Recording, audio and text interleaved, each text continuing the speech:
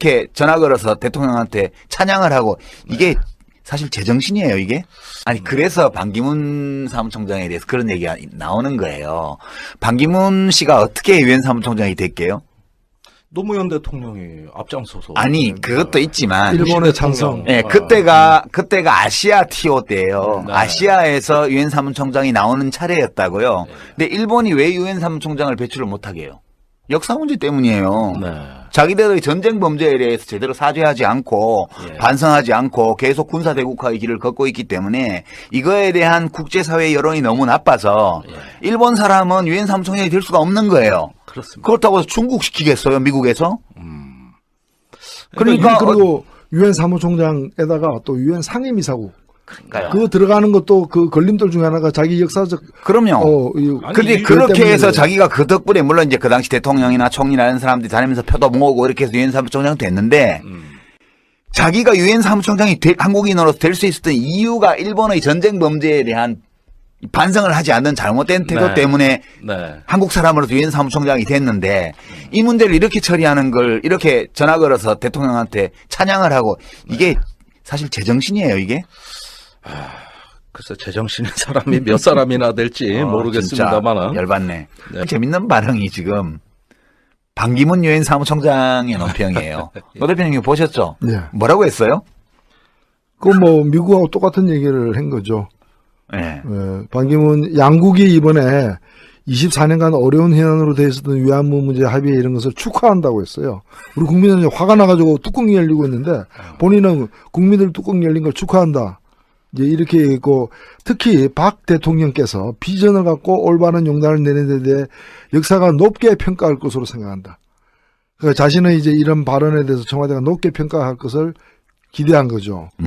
그래서 이게 일각에서는 당연히 이런 이제 오버액션, 특히 이제 유엔 사무총장으로서 유엔에는 뭐 아베 정부와 박근혜 정부가 있는 것이 아니라 문제 해결이 아직 안 된 북한도 있고 중국도 있고 사실은 그리고 국제사회가 이 문제를 갖다가 다루고 있는 상황에서 이렇게 편파적으로 평가를 한 것은 또 다른 국내적 욕심이 있는 게 아닌가. 뭐 이런 관측도 이제 제기되는 반반 거죠. 총장에서 뭐 정치 한다 반 안 한다 반 뭐 대통령 선거 출마한다 반 안 한다 반 반반 총장에서 이제 친박 총장이 됐다 그런. 근데 이제 이 발언의 보도 경위가요. 네. 반기문 유엔 사무총장이 공식적인 환영 논평도 냈습니다. 아주 점잖은 말로 이것보다는. 네. 근데 이 지금 노 대표님이 소개하신 이 발언은 반기문 총장이 청와대로 전화를 했고 네. 청와대가 박근혜 대통령하고 통화하면서 네. 이렇게 말했다는 것을 청와대에서 언론에 릴리스를 한 거예요.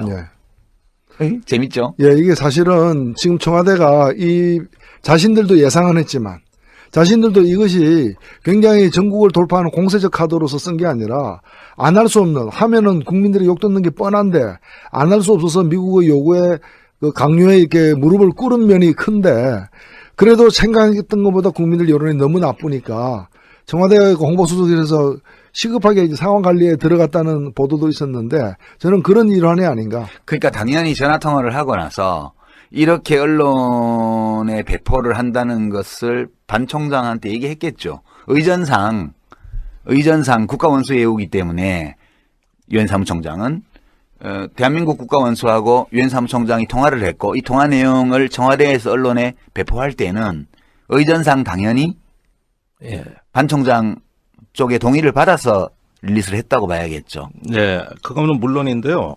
여기에서 그 반 총장 말의 부적절성을 좀 지적해야 될 것 같아요. 사실 우리가 독일의 사례를 봐서도 알 수 있듯이 위안부와 같이 구체적 피해가 있을 경우에는 국가 대 국가 사과라는 건 성립되지 않습니다. 예. 정식이라면 일본 정부나 일본 군 관계자가 위안부 할머니들한테 직접 사과하고 그렇죠. 이런 피해자들에 대해서 용서를 구하는 절차로 가야 되는 그리고 것이고요. 배상을 하고. 예. 그런데 여기서 국가 대 국가 간의 이 관계가 아닌 것이죠. 이거는 식민지 세력이 어떤 피지배국 민중에 구체적으로 피해를 줬을 때 거기 가서 직접 사과하는 겁니다. 그래서 독일은 국가에 대해서 사과한 적이 없습니다. 그 많은 만행을 저지르고 독일이 어떤 국가에 대해서 사과했다? 저 이거 들어본 적이 없거든요. 피해자들에게 사과하는 배상하고요. 것이죠. 예. 그런데 반기문 총장은 이 문제의 협상에서 주체가 여기서 주어가 또는 사과를 받아야 될 대상이 위안부 할머니들이 아니고 박근혜 대통령의 용기와 결단을 얘기한 것이라는 거죠. 이거를 칭송한 것이죠. 실제 이렇게 말을 했는지 몰라도 청와대가 또 그걸 더 포장해서 내놓은 거란 말이에요. 이거는 사과하고 아무 관계가 없다는 겁니다. 근데 반 총장이 이렇게까지 했다는 거는 이거는 할머니들 들으라는 얘기가 아니고 박 대통령 들으시라는 얘기 아니겠습니까? 청와대에서 하는 거의 모든 논평은 대통령 들으라고 내는 논평이라 그러더라고요. 제대로 하려면은 그 할머니들과 또 그리고 그 할머니들과 함께 하는 그 국민들, 또 그 국민을 대표하는 국가에 대해서 일본 전체 국민을 대표해서 사과를 해야 되기 때문에 문재인 대표도 얘기한 것처럼 문재인 대표가 이제 효력이 없다고 얘기한 건가 하면은 국가 대 국가의 조약으로 볼 수 없다. 그렇죠. 라는 의미에서 이제 지적을 한 거고 제대로 하려면은 이제 국가에서 국가와 국가가 그러니까 일본국이 한국에게 대한민국에게 협정을 맺고 사과를 해야 되는 그러면 게 국회에서 비준 동의도 해야죠. 그렇죠. 협정인 경우엔 비준 동의를 하고 조약은 아니죠. 예. 근데 이건 조약도 아니잖아요.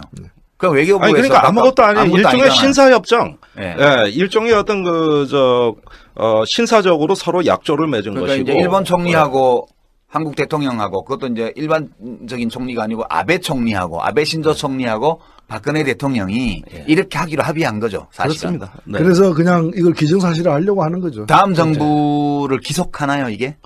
그러니까 이 합의문에 지금 법적 성격이 국제법적으로 논란데 원래 합의문이나 조약은 국내법과 같은 효력을 갖고 있습니다. 근데 합의문이 없잖아요. 그런데 지금 여기에서는 각자 입장을 발표한 건데 이게 국내법과 같은 위상을 가질 수가 있느냐. 예. 그걸 하려면 사실 국회를 참여시켜야 되는 거죠. 그렇죠. 예.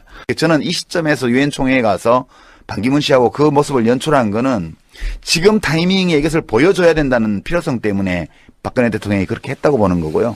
반기문 씨가 맞장구를 쳐준 이유는 뭘까? 생각이 있다는 뜻이에요. 관심이 있죠. 당연하죠. 예. 이분이 계속 발을 빼면서도 안 나간다는 말을 한 번도 안 했어요. 네. 그래서 서로가 서로에게 필요하다고 본 거죠. 그렇죠. 이번에. 이 반기문 씨가 야당에서는 정치를 할 수 없다고 제가 말씀을 드렸는데, 그럼 왜 그러냐면 별로 필요치가 않아요. 이 사람이. 야당이 잘 결속돼 있고 우리가 이제 대리인을 하나 영입해서 진짜 우리 후보는 아니지만 정권 교체를 해야 되니까 그런 전략을 구사할 수 있을 정도까지 야당이 잘 짜여져 있어서 결속돼 있다면 반기문 카드를 야당이 쓸 수도 있어요. 근데 야당이 그럴 수 없는 환경이기 때문에 반기문 씨가 이런 야당에 와서 대통령 후보를 하려고 할 리가 없고요. 아니, 오라고도 안 하죠. 뭐. 오라고도 안 하죠. 왜냐하면 이미 많거든. 이쪽은. 예. 시끄러운 사람 대포들이 많거든. 예. 그래서 그럼 여권인데 여권은 비박은 이미 김무성이나 김문수나 정몽준이나 등등의 이른바 잠재적 대권 후보들이 다 비박으로 여러 명 있어요.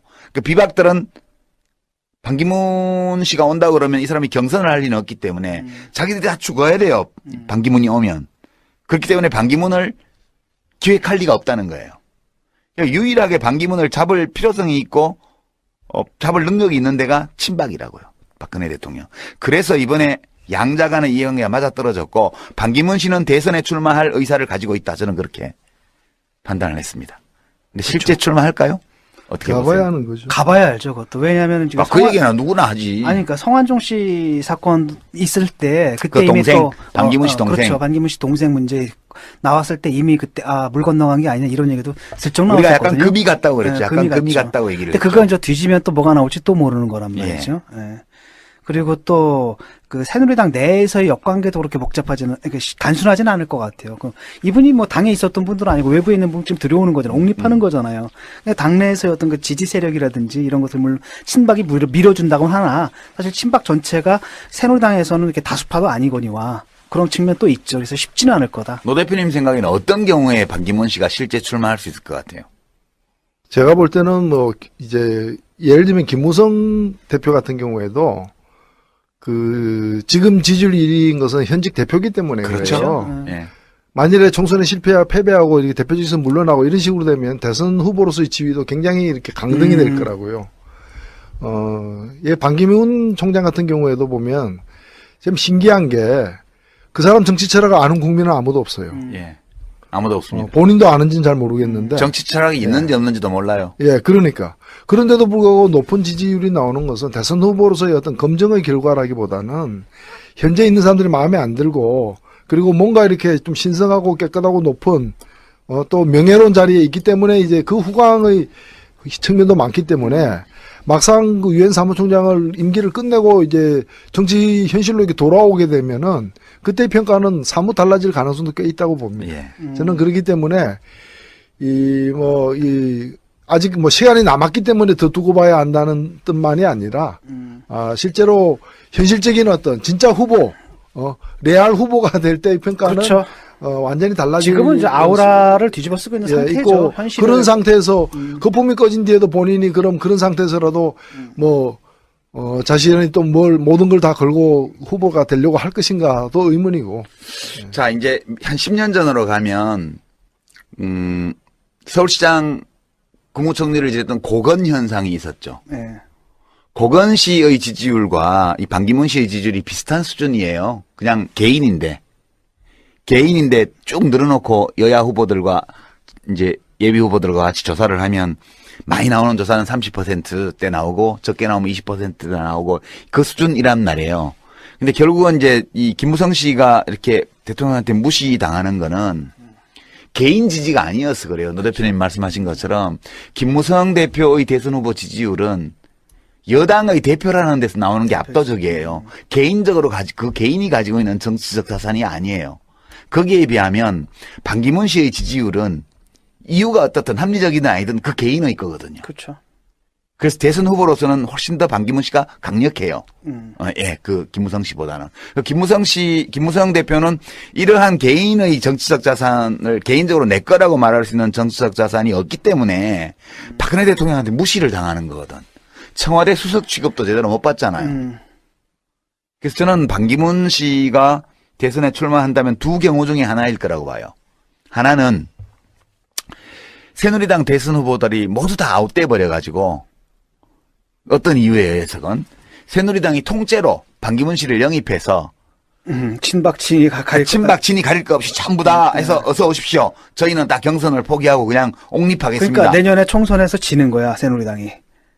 예, 뭐 그거 포함해가지고 그러면은 이제 지지율이 엄청 떨어져가지고 김무성이 칼이 아닌 거지. 구세주가 필요한 상황. 그런 경우 정도 되면 모를까 당 지지율이 제1야당보다 거의 2배 가까이 또는 150% 이상 유지되는 이런 조건에서는 그런 일이 잘 안 생길 거라고 봐요. 그렇죠. 두 번째 경우는 새누리당이 분당되는 경우예요. 친박당과 비박당으로요.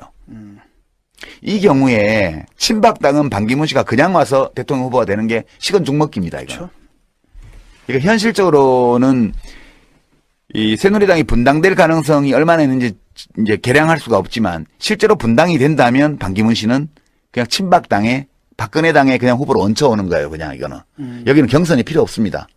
그래서 만약 실제로 출마를 한다면 이 두 번째 시나리오가 현실화되었을 때 확률이 낮긴 하지만 그럴 때 반기문 씨의 출마 가능성은 되게 높다. 저는 그렇게 생각을 합니다. 야당으로 나올 가능성은 없고요. 독자적으로 창당할 가능성은 없고요. 그렇죠. 예. 할 수 있는 시간도 없고. 새누리당이 비상한 상황에 처해서 친박 비박 가릴 것 없이 반기문을 옹립하는 조건 5월 동조를 해야 될 상황에.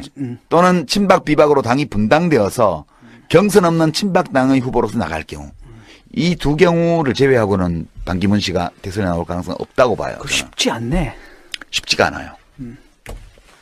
그래서 그냥 추석 연휴 동안에 둥근다리 뜨듯이 반기문이 뜬 거에 대해서는 그냥 일시적으로 현재 공천권을 두고 당내 비박 또 김무성 대표하고 힘겨루기를 하고 있는 친박의 정치적 필요성 때문에 유엔 총회에서의 밀월 관계가 연출된 거고. 그러니까 장기적인 전략이라기보다는 단기적 전술로서 좀 그렇고 측면이 반기문 씨로서는 자신의 진위, 속마음을 노출시킨 거예요. 드러낸 이번에. 거죠.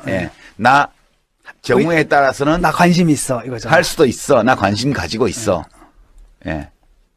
그게 바로 새마을운동 예찬으로 나타난 거다. 박근혜 대통령이 유엔 총회에 가서 아버지 제사를 지내는데 의관을 정제하고 옆에 와서 같이 절을 한 거예요.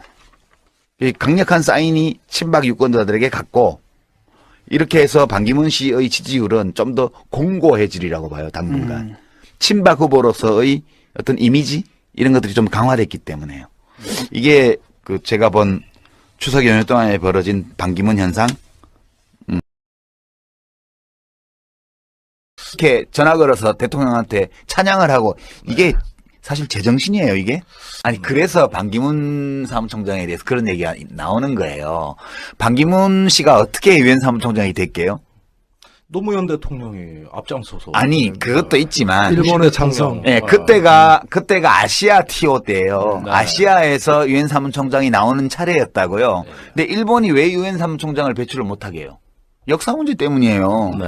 자기들의 전쟁 범죄에 대해서 제대로 사죄하지 않고 예. 반성하지 않고 계속 군사 대국화의 길을 걷고 있기 때문에 이거에 대한 국제사회 여론이 너무 나빠서 일본 사람은 유엔 사무총장이 될 수가 없는 거예요. 그렇습니다. 그렇다고 해서 중국 시키겠어요, 미국에서? 그러니까 그러니까 그리고 유엔 사무총장에다가 또 유엔 상임이사국 그러니까요. 그거 들어가는 것도 그 걸림돌 중에 하나가 자기 역사적 그럼요. 아니, 근데 이- 그렇게 해서 때문에 자기가 그덕 공식적인 환영 논평도 냈습니다. 아주 점잖은 말로 이것보다는. 네. 근데 이 지금 노 대표님이 소개하신 이 발언은 반기문 총장이 청와대로 전화를 했고 네. 청와대가 박근혜 대통령하고 통화하면서 네. 이렇게 말했다는 것을 청와대에서 언론에 릴리스를 한 거예요. 네. 에이, 재밌죠? 예, 이게 사실은 지금 청와대가 이 자신들도 예상은 했지만 자신들도 이것이 굉장히 전국을 돌파하는 공세적 카드로서 쓴 게 아니라 안 할 수 없는, 하면은 국민들이 욕 듣는 게 뻔한데 안 할 수 없어서 미국의 요구에 그 강요에 이렇게 무릎을 꿇은 면이 큰데 그래도 생각했던 것보다 국민들 여론이 너무 나쁘니까 청와대 홍보수석실에서 시급하게 이제 상황 관리에 들어갔다는 보도도 있었는데 저는 그런 일환이 아닌가. 그러니까 당연히 전화 통화를 하고 나서 이렇게 언론에 배포를 한다는 것을 반 총장, 물론 이제 그 당시 대통령이나 총리나 이런 사람들이 다니면서 표도 모으고 이렇게 해서 유엔 사무총장 됐는데 자기가 유엔 사무총장이 한국인으로서 될 수 있었던 이유가 일본의 전쟁 범죄에 대한 반성을 하지 않는 잘못된 태도 네. 때문에 네. 한국 사람으로서 유엔 사무총장이 됐는데 이 문제를 이렇게 처리하는 걸 이렇게 전화 걸어서 대통령한테 찬양을 하고 이게 사실 제정신이에요, 이게?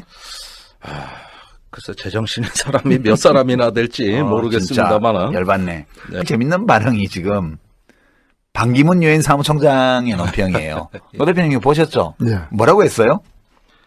그 뭐 미국하고 똑같은 얘기를 한 거죠. 네. 반기문 양국이 이번에 24년간 어려운 해안으로 돼 있었던 위안부 문제 합의 이런 것을 축하한다고 했어요. 우리 국민은 이제 화가 나가지고 뚜껑이 열리고 있는데 본인은 국민들 뚜껑 열린 걸 축하한다. 이제 이렇게 있고 특히 한테 얘기했겠죠. 의전상 국가원수 예우기 때문에 유엔 사무총장은 대한민국 국가원수하고 유엔 사무총장이 통화를 했고 이 통화 내용을 청와대에서 언론에 배포할 때는 의전상 당연히 예. 반 총장 쪽에 동의를 받아서 릴리스를 했다고 봐야겠죠. 네, 그거는 물론인데요. 여기에서 그 반 총장 말의 부적절성을 좀 지적해야 될 것 같아요. 사실 우리가 독일의 사례를 봐서도 알 수 있듯이 위안부와 같이 구체적 피해가 있을 경우에는 국가 대 국가 사과라는 건 성립되지 않습니다. 예. 정식이라면 일본 정부나 일본 군 관계자가 위안부 할머니들한테 직접 사과하고 그렇죠. 이런 피해자들에 대해서 용서를 구하는 절차로 가야 되는 그리고 것이거든요. 배상을 하고. 예. 그런데 여기서 국가 대 국가 간의 이 관계가 아닌 것이죠. 이거는 식민지 세력이 대통령께서 비전을 갖고 올바른 용단을 내는 데 대해 역사가 높게 평가할 것으로 생각한다. 그러니까 자신의 이제 이런 발언에 대해서 청와대가 높게 평가할 것을 기대한 거죠. 그래서 이게 일각에서는 당연히 이런 이제 오버액션, 특히 이제 유엔 사무총장으로서 유엔에는 뭐 아베 정부와 박근혜 정부가 있는 것이 아니라 문제 해결이 아직 안 된 북한도 있고 중국도 있고 사실은 그리고 국제사회가 이 문제를 갖다가 다루고 있는 상황에서 이렇게 편파적으로 평가를 한 것은 또 다른 국내적 욕심이 있는 게 아닌가. 뭐 이런 관측도 이제 제기되는 반반 거죠. 총장에서 뭐 정치 한다 반 안 한다 반 뭐 대통령 선거 출마한다 반 안 한다 반 반반 총장에서 이제 친박 총장이 됐다 그런. 근데 이제 이 발언의 보도 경위가요. 네. 반기문 유엔 사무총장이